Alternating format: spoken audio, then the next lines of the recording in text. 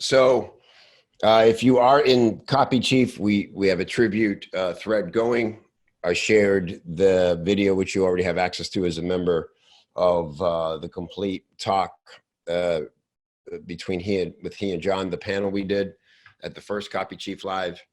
It was really cool. It was the first time I believe the two of them had been on stage together, and it was really cool to see the mutual admiration, the respect for each other's work. And that was at a time when Clayton had just retired from Weiss. He spent 20 years, maybe 30. I think it was 20 years working at Weiss Publishing and producing unbelievable results with that company over that time, and was just transitioning over to Money Map Press when we held that interview. So you definitely want to watch that.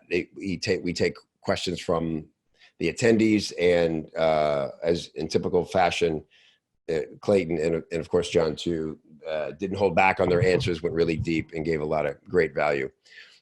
So dive into that. Also, something else I feel privileged to have gotten to do was interview Clayton for the Truth About Marketing podcast series that you can find at copychief.com/podcasts.